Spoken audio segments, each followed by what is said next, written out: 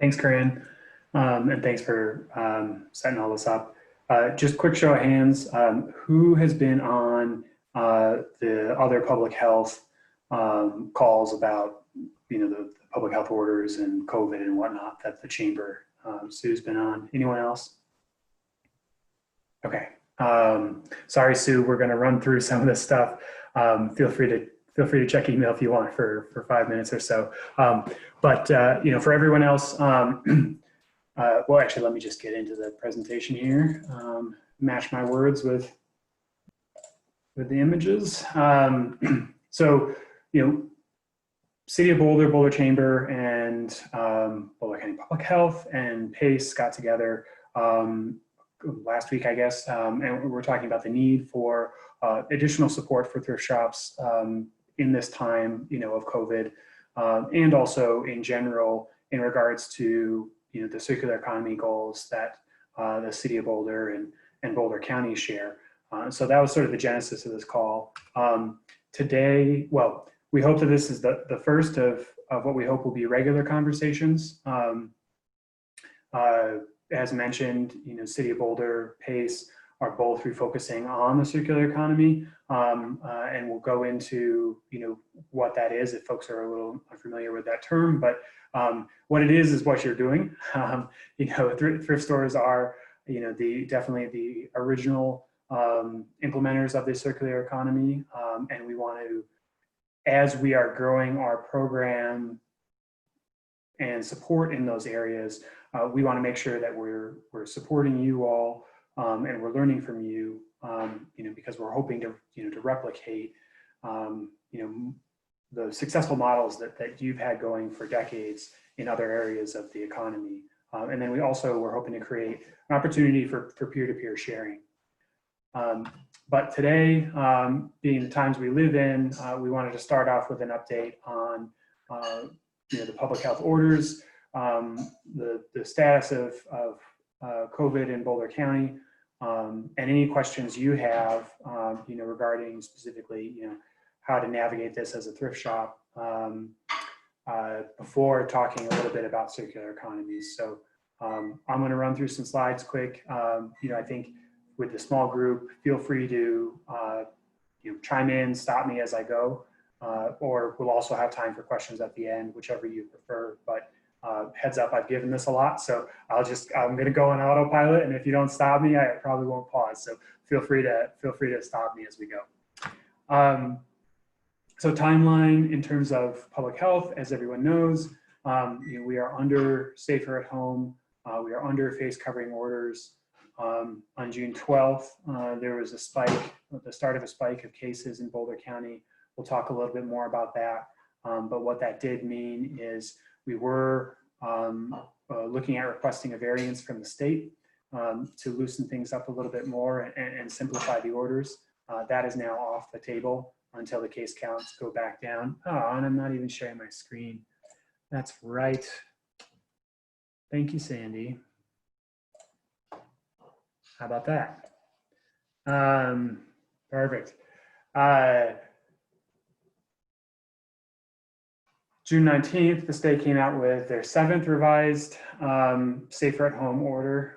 We'll hit the 8th order before the end of the month. So there'll be another change. And then on July 1st, some communities will be able to move to the Protect Our Neighbors stage, which is a lower levels of restriction. At this point, it is yet unclear whether or not that will include Boulder County, given the rise that we've seen in case counts. That criteria is still being written at this time. Long-term outlook, though, always want to remind people that safer at home is going to evolve. We hopefully will move into Protect Our Neighbors as soon as we can. But this is our normal until we have a treatment or a vaccine. So I think folks often think that, like, well, okay, at the end of the month the order expires. We'll be able to go back to normal. Not until we have a treatment or vaccine. We won't. There'll need to be some level of controls in place to keep the rates of disease down and for our hospitals from being overwhelmed. So COVID-19 is still just as contagious, even though our approach to it is evolving. compliance with the orders is obligatory. We're here, Boulder County Public Health is here to help answer questions about compliance, but there's some things, that are best answered by your own attorney and legal counsel. This is what we're seeing in terms of case counts. This is the 5-day average of new cases. So if folks haven't seen this, it shows the spike that we saw that I mentioned earlier, largely attributed to folks attending protests and parties of college students. We're taking a bunch of steps to address that spike, and happily we're seeing it come back down. But it's a good reminder of how quickly things can escalate, higher than what we saw, even when we were, just in the early stages of the pandemic and trying to get it under control locally.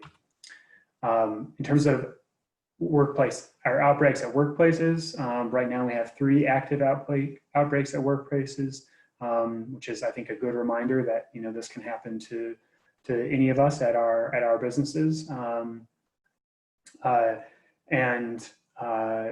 If you have 2 or more suspected cases, with your employees, you are required to report that to Boulder County Public Health, and we will work with you on what the most appropriate next steps are. Often, it does not necessitate, having to fully shut down the business, but it's really a case-by-case thing. Protecting our neighbors, as I said, is the next phase that we're going to move into. It's still in draft form, and when Boulder County moves to protect our neighbors is contingent on what our caseload does of COVID-19. So thrift stores specifically, under the stay-at-home order, thrift stores were called out as critical retail. Under the safer-at-home order, they were moved to non-critical retail. Don't ask me why, wasn't me. I'm sure it doesn't have anything to do with your value, but they, just some reshuffling of things. But just as you're looking at what parts of the order apply to you, thrift stores are now in that non-critical retail section. So requirements for workspaces, this is all available on the state website, but I'm pretty sure everybody's got this by now. Curbside, obviously challenging for thrift stores given the nature of the goods that you're selling, but at a minimum 50% capacity and or a capacity that allows individuals to maintain a 6-foot distancing, and we'll talk a little bit more about that. Plexiglass barriers at checkout counters are required. Dedicated hours for people who are at high risk of contracting COVID are required. Increased cleaning and sanitation of high-touch areas, daily temperature and symptom checks for employees, and restrict returns to only items that can be properly sanitized prior to reselling. That one is also another challenge for thrift stores, obviously. So we have, and the state has now adopted a social distancing calculator. And what you see here on the screen on the left is, if you fill the room with people who are 6 feet apart, say you filled your thrift shop with people who are 6 feet apart, that works only so long as no one moves anywhere. So obviously it does not meet the criteria of being able to maintain distance. So what the calculator that we have and the state is using does is gives 144 square foot per person, and then you subtract out, of the square footage of your facility, how much is occupied by racks and counters and other things that are, take up floor space that are unmovable. And then that'll give you your capacity of how many people you can have. And we'll send out these slides at the end so that the links you see here, you'll be able to access. Requirements for employees, encourage 6-foot distancing between employees and customers, wear gloves and face coverings during customer interactions. So face coverings are encouraged at all times, but gloves particularly are called out just in the customer interactions. Encourage virtual or contactless payment, encourage frequent breaks to wash hands, and obviously require employees to stay home when they are exhibiting symptoms or may have been exposed. Requirements for customers, helping your customers with distancing measures and reminders. This could take the form of floor decals indicating 6-foot spacing, one-way aisles, etc. Signage to encourage face covering and social distancing, and then providing hand sanitizers and wipes to help customers sanitize high-touch areas or their own hands. I think particularly in a thrift store, I think that's of additional importance, right? Where you're going to be, moving through the racks a lot more, and you're going to be touching a lot more of the products than you would, say, in a typical, retail environment. Face coverings. What we're saying is, when in doubt, bring it out. But basically, the Boulder County's face covering order requires you to wear them whenever you can't maintain 6-foot distancing. But it's obviously hard to predict when and where exactly you will and won't be able to maintain 6-foot distancing. So that's why we encourage everyone to wear them just generally, or at least have them with them.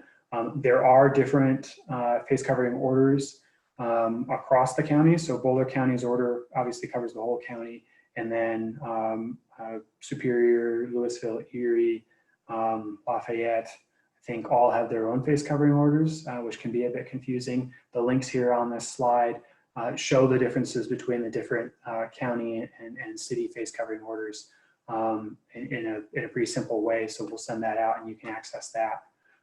We also have updated our face covering script, which I'm not going to go into everything on this slide, but I just wanted to show you what it looks like. It's basically a script for your employees on, both, what they, some suggested language of what to say to customers that may be trying to enter the store without a face covering, and then some of the actions that are required. For example, if someone, has a disability that prevents them from wearing a face covering, the big box over there on the right and the top has a bunch of information about how to handle that situation. So that again is available from the presentation here and on our website. Guidance on products and donations. So here's a really applicable one. So Boulder County puts together this guidance. I think one of the big takeaways is we don't, COVID-19 is a new disease, and it is difficult for, we just don't have the research on how it persists on all surface types. It seems to be general consensus that it lasts a little longer on harder surfaces than it does on soft surfaces. And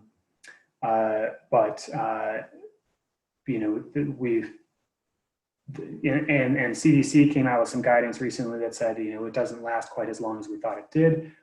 So the resource that's on the link at the bottom of this slide is what we put together, and it's really, guidance. We suggest a quarantine of 3 to 7 days for items that have been tried on or donated goods. Would love to have a discussion about, what your current practices are in your thrift stores around that, and what, if you're not quarantining goods that come in, what challenges that would pose.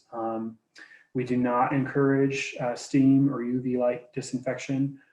Absolutely, those technologies can work, but getting them to work on all surfaces with the equipment that is likely available to you is going to be challenging. Yeah, I have a feeling we'll come back to this one if there's not any current questions. Not going to run through all this. Again, it'll come out on the slides, but just want to say there's additional guidance out there, with further details. So with that, I'm going to pause on, the public health portion of this presentation in this hour. I believe Corinne has a poll that she's going to throw up on the screen. Look at that, magic. Asking about your experience with customers wearing face coverings while patronizing your business. And this is important to us because we are our current Boulder County face covering order expires at the end of the month. We are planning to renew it, but knowing, what level of compliance we're getting out in the community, and particularly in businesses, is really helpful to us as we determine, do we need to modify the order? Do we need to clarify things, et cetera? So we thank you for filling out that poll. With that, I'll pause and just open it up for your questions on anything I've shared or any questions you have related to COVID or the public health orders. And feel free to just unmute and share your question. We did have Linda join us as well, so I just wanted to point out we had an additional person join us. So are there any questions for Zach? I did put the link in for the retail products disinfecting guidance. I know that that's been an area of issue within some of the thrift stores because you receive products. So maybe we could even have a discussion about what are you doing when you're receiving products? How are you going through them immediately, wearing protective gear, or are you, quarantining them for a while and then going through them? So that's kind of a topic of conversation if anybody wants to talk about it. Somebody asked, when is a 7-day quarantine needed versus 3 days? Yeah, I wish I had a clear answer on that. The 3 to 7 range is, we looked at the literature that was out there at the time we put that guidance together, and that was the range we saw. Again, generally, it seems that COVID persists longer on harder surfaces rather than softer surfaces. So maybe you're more toward the end of the longer quarantine on that. But honestly, I am not informed enough, nor is there necessarily enough research out there to definitively say, for X product, it's 3 days, for another product, it's 7 days, or, even if, it needs to be 7 days for everything, or if 3 days is sufficient for everything. The 3 to 7 day range, I know it's unsatisfactory, but that's simply the range of recommendations that we found when doing our research. Another thing to note is that the decay of COVID, happens exponentially. So it's not that, let's take a 7-day quarantine. It's not that each day it goes, the amount of COVID on that material goes down by the same percentage. You might lose, 50% of the COVID contamination on the first day, and then it goes down to 25, and then it goes down to 12 the next day, et cetera, et cetera, et cetera, right? So it's not a straight line decay. It actually is an exponential curve down. So certainly as you get into the longer quarantine days, there is less and less COVID, if there was any on that material, and an extra day of quarantine provides less and less benefit as there's less and less on.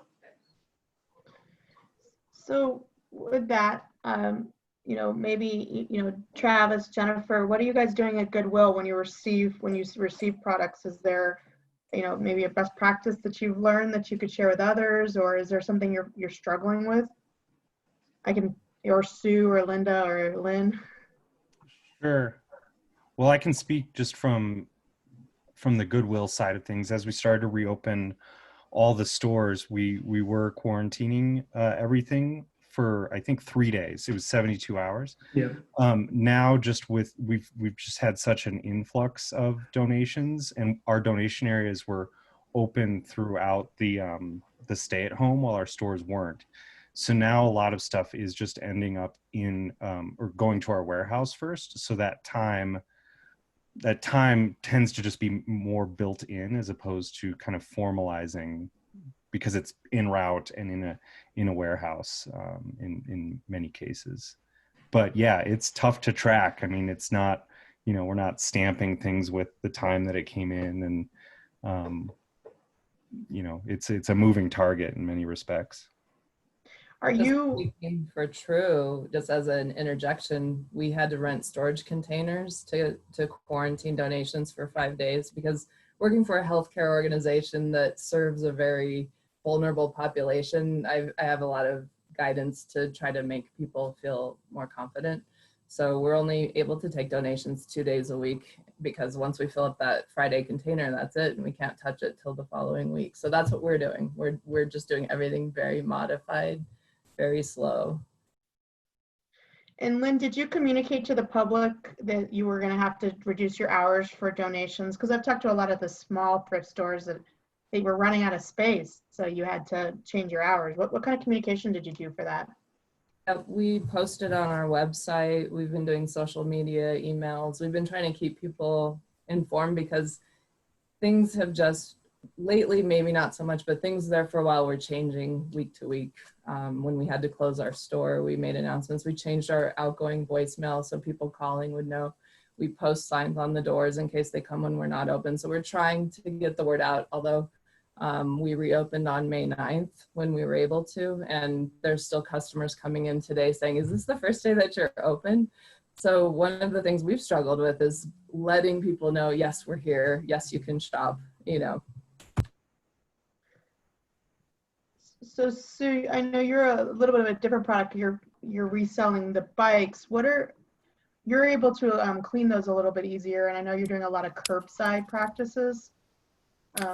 Yeah, so what we're doing is, we said we're only taking bikes and not taking clothes and stuff, but people still drop clothes. So basically with the clothes, we're just putting them upstairs in what used to be our conference room, and it's now a storage area. And the bikes we scrub with Dawn and water and, you know, a scrubbing brush. So we're able to turn those over. And sort of the same thing as far as our hours have changed. But yeah, we do almost all our operations outside. We do all our operations outside. So people come up, and it's kind of difficult because they're like, well, I need a 10-speed derailleur. So we have to bring out from the back, like, you know, a bunch of choices, because it's a thrift store. So it's not like we have uniform 10-speed derailleurs. You know, one day we have something different than the other. It's whatever gets donated. So, and then basically, you know, we put them on a table and show them to them, and then they pick one, and then we put the others back.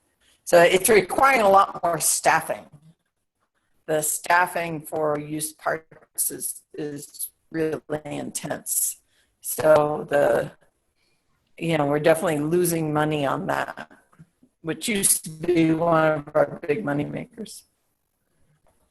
All right. Well, thank you for that feedback. I don't know if Linda, if you want to. I don't know if I can hear others.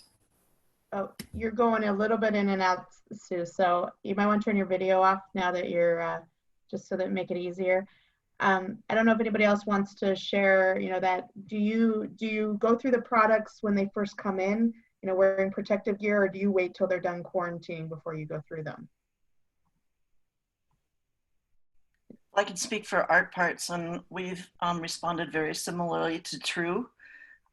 We accept donations only 2 days a week, and we quarantine them for at least 3 days. So we do not go through them until they've survived that. And was that in protection of your staff more than anything? Totally. Is anybody else seeing that this is causing some more staff? You know, you're having to increase staffing, or it's taking a little bit longer to do some of the stuff that in the past wouldn't have taken as long? One of the problems that we're facing is the majority of our volunteers are still at home. So we are used to running before this, running our shop 7 days a week with 150 volunteers. We're running 5 days a week with 4 staff people and about maybe 15 volunteers. It's not anywhere close. Like my May hours for volunteers were about 450, and normally it'd be over 2,000. So it's hard. And you know, customers aren't necessarily understanding, like, you know, why don't you have your 50% off day? It's like everything is costing us more to bring out for people. Well, and I know we've all been home, so we've been able to clean out our closets and our garages, and we have all this stuff to donate right now. And I've been telling my neighbors, give it a break, like maybe, you know, do it in cycles. But does anybody else? And the donations have been overwhelming. I think Travis was mentioning that it has been so hard to manage donations, and it's great people want to donate, but our ability to receive is so diminished. Yeah, we actually, after we reopened our stores and our donation centers, we actually had to scale back this donation hours just because we were literally running out of space to put things. And that's, you know, in some ways a good problem to have, but it got to the point where, like you said, it was just overwhelming. And so we had to do something. So Zach went through a lot of public health requirements for retail. Are there any questions about any other pieces of that? I know the quarantining has been a big part. Any other questions about that, about the recent spike in Boulder County, anything public health related? I will just mention that I thought since we opened, that was one of our fears, is trying to enforce mask wearing to the public. And I will say that, I mean, we actually make sure people have their mask in order to come in, but I really haven't had much resistance at all. Most people are coming prepared. I've, you know, in all these weeks, we've been open a little over a month now. I've only had to talk to 1 or 2 people that didn't have masks, and they weren't upset. They were understanding of what I had to say. So I will say that I see a lot of cooperation with the public that was a relief to see. That's great to hear. Actually, on your guys' poll, all of you said that masks were being, that people were wearing masks when going in. I see that social distancing has been a little bit of an issue. Have you guys done anything inside your stores to help with this social distancing? So at the Goodwill stores, we have the floor decals marking 6 feet. There's signage all over the place. It's it's a little much, but like our fitting rooms are closed, and we have signage alluding to that. And then we have signage that people don't treat our restrooms as fitting rooms. Floor decals for the 6 feet, and then one-way aisles as well. And then a number of other things, just an overall signage of what we're doing to keep staff and customers safe. That was a big flurry of activity, as I'm sure was the case for all of you, just to make sure that our stores were ready to reopen. And like Lynn said, we've had, right when we reopened, particularly in Boulder, we did have a few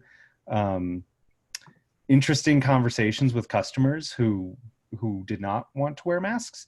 And it was really nice to be able to have the public health order and the language from that at the ready, because that immediately took care of the situation, that this is, you know, that we were simply following the guidelines. And again, that was right at the beginning. I think it's tapered off since then, but right at the beginning, that was really helpful to have. It's great to hear. We just had Ed join us. Ed, do you want to introduce yourself? Oh, Ed left us. So we had Ed join us. Sue, I saw that you unmuted a minute ago. Were you going to add to that same comment about social distancing? I was going to add to the comment about volunteers. That's been really difficult because we also have a huge amount of volunteers, and that's really down because because of social distancing, we can't have so many around as we used to. So it's a little bit less that, you know, that they don't want to come in. It's more that we can only accommodate so many at a time. And that has meant that also we've had to increase our staffing just because the process is so labor intensive. So definitely it makes it be less profitable to be in business. All right, I see Ed's back on. So Ed, did you want to introduce yourself to the group? You can unmute, or we can leave it at that. So customer confidence, I'm hearing you guys are having trouble with volunteers. You've had increased staffing to meet all the requirements, overwhelming number of donations, and sometimes you've run out of space. So you've had to change hours, and you know, you're not as profitable. Any other major concerns you're seeing, you know, in this current, you know, this current phase of the reopening that are impacting your thrift stores? And Zach, you can jump in at any time too to ask questions. Sure, yeah. I also heard a challenge of getting the word out that they're open again. So like just kind of speaking to the modified hours, that's been, we've had to shorten our shopping day for our customers so that we can build in the sanitizing and cleaning processes that are necessary. So since we did have to close our store for 2 months, we had to stop using our professional cleaning service, and now, you know, our staff have to do it. So we've had to build in a couple hours each day for our small group of people to do all the sanitizing to make sure that things are clean. But that certainly shortens the number of hours people can shop each day, and that reduces the sales that we're able to do each day. This is a really tough time. This is one of the reasons we brought thrift stores out of the retail group and to have this conversation, because some of the challenges you're faced, I mean, a regular retail store, they're receiving the product not already needing to be quarantined. So you have that extra step already. And then right now, I just know you're probably overwhelmed with donations. So this was important to have this conversation. Is there any place we could support you? Like where, I'm just curious, like whether it's the economic development in the chambers or the county or the cities, because it is a goal of ours to maintain, you know, sustainability and to keep our circular economy going. How can we better support you? And Ed just left us again, so. One thing, like I had been trying to reach out to the city years before this, just because I think that I agree with you. Thrift shops in general, we are keeping things out of landfills. We're often offering, you know, good local jobs. We're sometimes benefiting a solid charity. So I think just helping to get the word out about thrift shops being part of the zero waste picture. Like I had been trying to gather a consensus around, like, is there a way that we could be doing our textile recycling at a larger scale that might be more helpful or more usable? I think right now we're all kind of independently figuring things out, and it might be nice to work together on some of that stuff. Does anybody else agree with that idea of that textile recycling and working together on that piece? Travis, I see you shaking your head. Yeah, I mean, just related, I think that more proactive engagement like this is great, because it's been a challenge for us to navigate all the different nuances of the different city and municipality requirements, and making sure that, you know, we're essentially doing the most restrictive, following the most restrictive guidelines across the board. And so oftentimes that requires, you know, hunting on a government website to try and find the exact language. And I think that more engagement and partnerships like this would be hugely beneficial. Yeah, thanks, Travis. And I didn't put it on this slide here, but Boulder County also has a call center that you can call in. If you go to, you know, just bouldercounty.org, it'll be in a banner right on the top, and that's a great place to get your questions answered. It's open, you know, weekdays 9 to 2. Yeah. And we do offer weekly calls for retail. Sue's been on a lot of them. So as changes happen and you need resources or information, you can be on the retail calls. But I'm also going to start sending out a thrift store email with some of the resources mentioned by Zach. So if there's any updates, I'll also send it out to those of you that registered for this. That's great. So that we can keep you up to date. We can continue to have this.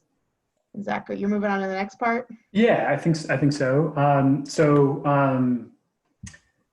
You know, just talking a little bit about circular economy and the City of Boulder's Climate Mobilization Action Plan, which PACE is collaborating in, and of course PACE is a countywide program. So some of this spills over into you know, across the county as well, in terms of, you know, we take the good ideas that the city comes up with and replicate them. But circular economy, I think everybody knows what we're talking about here.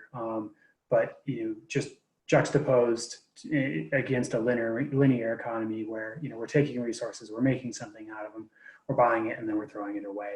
And obviously, that is not sustainable. I think all where we're at, in progressive Boulder County, or hopefully where we're at is, at the very least, we're taking, we're making, we're buying, we're recycling, and then we're making it into something new. But obviously, where you all are at is, really, smack dab in the circular economy in terms of, reuse, repair, and going right back to, sale and use again without having to, smash it apart, melt it down, turn it into something else. So, when we talk about the circular economy, thrift stores certainly are a huge component there. And so the city of Boulder is entering a new phase of their climate action, where it's really more community centered, and will look a little bit different from the city's past efforts. By working together, the city and the community are reevaluating targets, identifying new impactful strategies, and looking to take new approaches to support climate justice. And I think that's really, the impetus for Sandy from the city of Boulder reaching out to us at PACE and the chamber, asking, hey, can we set up a conversation with thrift stores? Because where perhaps thrift stores weren't so much included in a municipal recycling goal, right?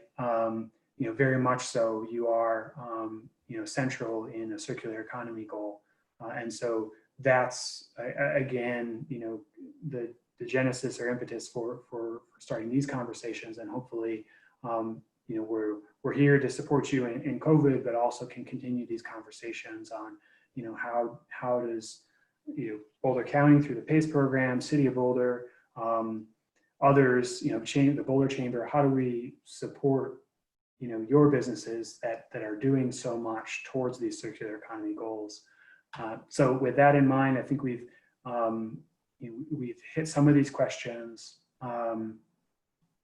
already, but I want to return to the question of how can we help support you, both now COVID related, but also in general, more broadly speaking, related to involving you more in circular economy efforts. I think that's kind of where the conversation begins for so many of us, because if you've worked in a thrift shop for over the years, you'll start to notice that we kind of end up being waste diversion in a lot of ways. People want to bring more things to us than what we can actually sell. So it might be like one vision that I've had is like, wouldn't it be great to inform people about all the different things we could do with the stuff they're bringing us? Like, we've all kind of had to make our own solutions, but for instance, cell phones and peripherals, and the customer wants to bring everything to one place, but we can't actually handle all that. And so we end up either saying no a lot or coming up with our own solutions. So it'd be nice to kind of have like a more broad perspective of where can this stuff go? Who can it help? What can we do?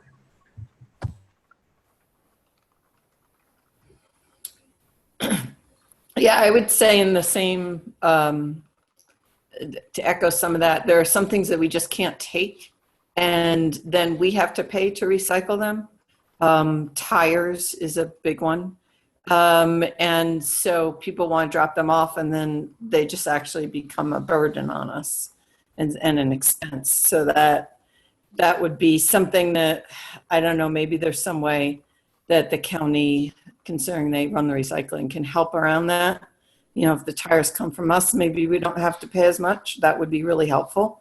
And then the other thing I would think is storage can also be an issue, because we're all getting so much stuff donated to us, and we don't always have great access to storage. Right now where it's okay, but it comes and goes. So, and I'm sure other people have storage. So those are my big things that I would say.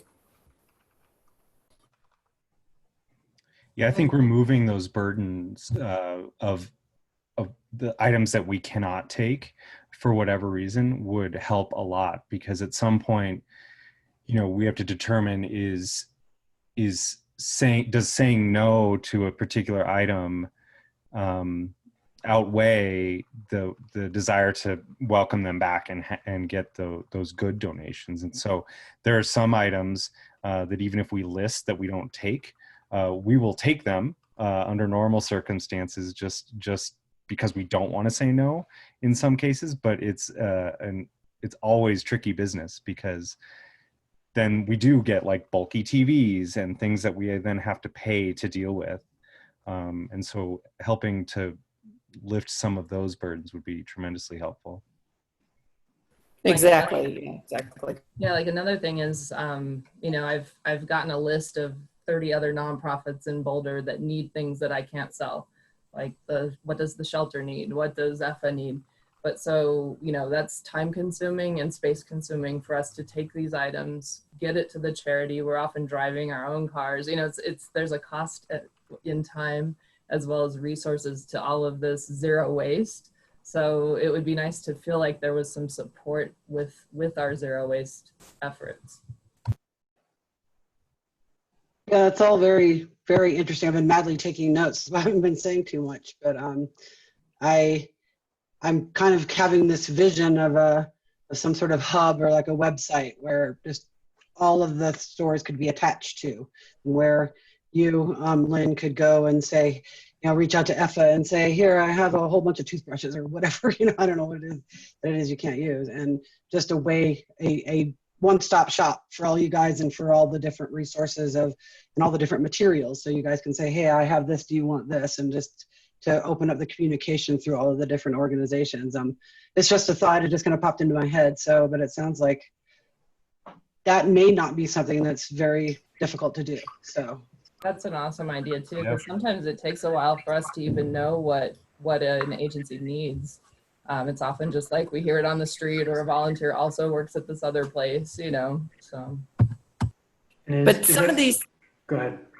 But some of these things no one wants, like the old TVs and old tires, no one wants. So, we're stuck paying to recycle them. Mm-hmm. So it would be really great if as nonprofits, we didn't have to, somehow the county, I know everybody has limited resources, could take some of that stuff off our hands without us having to pay for it. That would be really, really helpful. Yeah, it makes me think about talking to the folks over at EcoCycles Charm, which is a City of Boulder EcoCycle partnership. So yeah, and I've asked Charm, like privately, just me to them, can you not charge us for these tires? But they're like, man, we got to charge you for the tires. So because they're also a nonprofit and they don't want to deal with it. So it seems like if somebody could come in and some outside source could come in and deal with that, that would be great. And I'm sure that old TVs are the same thing, and there are other items like that. One thing and markets, we need to end markets for all this stuff. Yeah. One thing that has been somewhat helpful in mitigating this for us is really just educating the donor as to why we can't take something. We were looking back, we celebrated our 100-year anniversary in 2018, and looking back at some historical like newspaper clippings and stuff, this has been an issue in thrift since a century ago, of getting essentially trash or things that we can't resell. And again, I think that any effort to just educate the donor as to here's why we can't take it and here are some alternatives, whatever those might be, that has helped somewhat, especially with the TV item, the old CRT TVs. We did a big push for education on that, and that helped with that. But it's an ever-present problem, I think. Yeah. And go ahead, Sue. So it depends upon the item. So like when I say tires, it's because we take in an old bike, like we can't really sell the bike, or the bike has bad tires and we are going to sell the bike, but we need to put on new tires, or we take it into pieces And eventually those tires, the rest of the bike might work or parts of the bike might work, but the tires don't.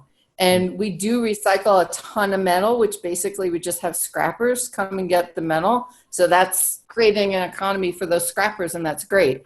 But the tires is the one thing we can't seem to get rid of. And we might want your old bike for some other reasons, but we don't want your old tires, and nobody's going to take the tires off. So, and I've got to believe that there are other things like that where a piece of it is just can't be taken, but so it's not really an educate the donor kind of thing. So I don't know. It's also, I think I've seen a huge increase in people trying to avoid absorbing the fees themselves by trying to donate to us. So it's hard because we don't have enough staff to go through every box, every bag. It's not customer friendly to do that. But, we all know you open a bag and there will be that thing kind of hidden in like the printer at the bottom of the book box or something. So there's plenty of stuff we've educated about, and a lot of conscientious people want to hear that. But so many people are just abusing the fact that we can't look at everything. And so we do, like, to do the right thing, we absorb a huge cost. So it'd be nice to defray that in some way, like even if we're talking a little bit of a discount, because I think we should encourage our local thrift stores to do the right thing, but we're having to face absorbing a cost to do the right thing. Yeah, well said. Travis, your comment about, having some success with educating customers about why, and the previous comments about, having a resource where, folks would know, okay, I can't take it to a thrift store, but where do I take it? Reminds me that we worked with Sister Carmen Thrift Store a couple of years back to produce, I got a list from them of, okay, here are the problem items that we're getting, most commonly, and Paste work with them to research, okay, what can be done about those items? What can be done with them? If there's any alternative other than landfilling, and where do they go? I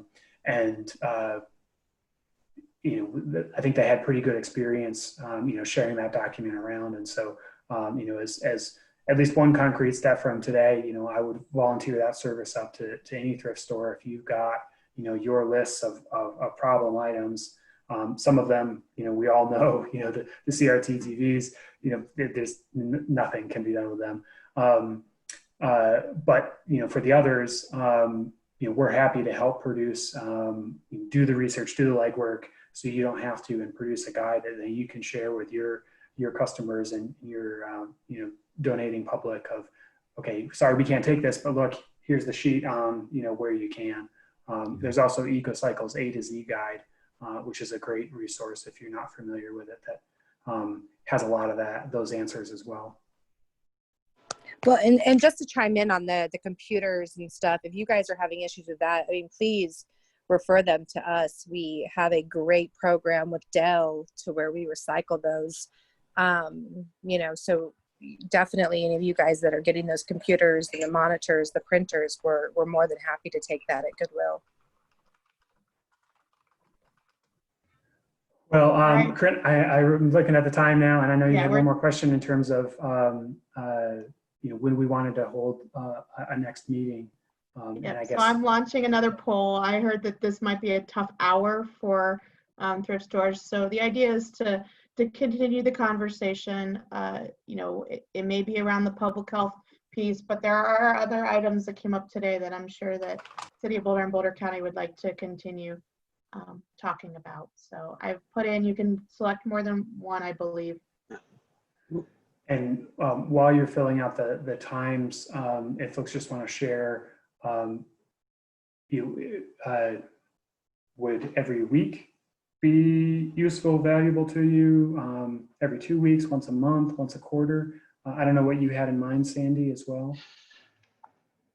I don't know that weekly is necessary unless the business owners think that it is, but I think at least while we're kicking things off, we should talk at least once a month, take the temperature, see where everybody's at, and that'll give us some chance to develop some ideas behind the scenes to bring back to the group as well. I was thinking monthly sounds doable. And I definitely love to try to get more folks involved. I think the combination, we're kind of trying to work off a bunch of different lists here, and we're just hoping we'll get everybody. I don't think I ever met Travis through the email search that I was trying to find all these folks earlier. So I would love to have a contact list that's an actual accurate group. So maybe Corinne, you can help me with that going forward with this invite list. And I also wanted just to throw out there that myself and my colleague Ellen Orleans will be coming back to our offer furlough coming back next week. Are really hoping to run with this in a couple of different directions. So I wanted to throw my phone number out there too, which you can certainly call, or my email if you want to reach out. For those of you that haven't already gotten our emails that we sent out a month or two ago. So I'm happy to provide that to Corinne, and maybe she can blast it out to the group as well. So I will do that. And then I've got the times, and it sounds like we'll do it in a month. In the meantime, I think it's important, I will put the contact information for both the public health department as well as Sandy in the email I send out. Let's continue the conversation. Let's continue the convening of the group. I appreciate those of you that came today, and we didn't give you much notice either. So that's the other thing, is that we got this group, which is great, and great dialogue with very little notice. So we'll schedule that pretty quickly. It looks like either morning or early afternoon, and continue the dialogue. And there's also, if you want the latest on COVID and public health, Corinne, what time is the retail? The retail one is 3 o'clock every Tuesday. So and you're always welcome to join that as well. Yeah, you can find that on the Boulder Chamber website. Every Wednesday, there's a retail, personal services, and limited healthcare one at 3 o'clock on Tuesdays. And that will give you the most up-to-date public health information that we have at that time. Great. All right, well, thank you, everyone. Thank you, Zach, Sandy, and Elizabeth just dropped off for joining, and thank you for all of the thrift stores for joining us today. And we'll continue the conversation. Thank you very much. Thanks very much, all. This has been illuminating. Thank for you. sure. Thanks for organizing, Corinne. No problem. Thank you. Bye. Bye now. Bye.